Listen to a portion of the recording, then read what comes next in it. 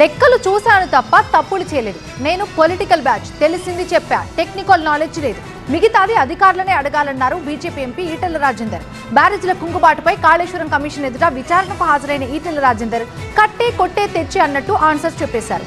కాళేశ్వరం విషయంలో Congress time pass విచారణ చేయొద్దన్నారు BJP MP. దోషులెవరో తేల్చి శిక్షించాలని డిమాండ్ చేశారు.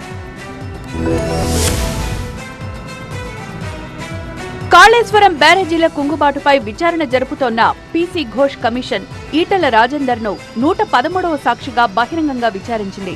ఆర్థిక శాఖ మాజీ మంత్రి ఈటెలపై 40 నిమిషాల పాటు ప్రశ్నల వర్షం కురిపించింది కమిషన్. మొత్తం 19 ప్రశ్నలకు ఈటెల రాజేందర్ సమాధానం చెప్పారు.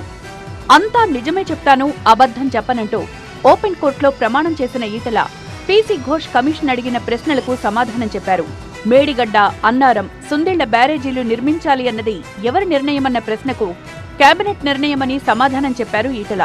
తుమ్మడిహట్టిపై మహారాష్ట్ర అభ్యంతరం చెప్పడంతో అప్పటి సీఎం కేసీఆర్, హరీష్ రావు చైర్మన్ గా, తుమ్మల తాను సభ్యులుగా కేబినెట్ సబ్ కమిటీ వేశామన్నారు. నిపుణుల committee, technical committee, sub committee నిర్ణయం మేరకు రీడిజైన్ జరిగిందన్నారు.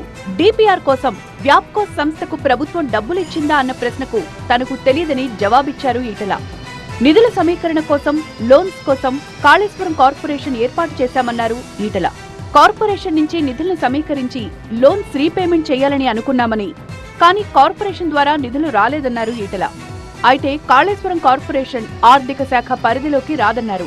బడ్జెట్ అలొకేటెడ్ డబ్బు ఏదైతే ఉందో మా దగ్గర అలొకేటెడ్ డబ్బు ఉంటే తప్పకుండా దాని ప్రకారం బిల్లు పే చేస్తాం తప్ప దాని వాల్యూస్తో కానీ వాటితో మాకేం సంబంధం లేదని చెప్పి కరాఖండ్గా చెప్పడం జరిగింది. కాళేశ్వరం ప్రాజెక్టు విలువ, డిజైన్తో తనకు సంబంధం లేదన్నారు ఈటెల. పీసీ ఘోష్ కమిషన్ రిపోర్టును బయట పెట్టాలని డిమాండ్ చేశారాయన.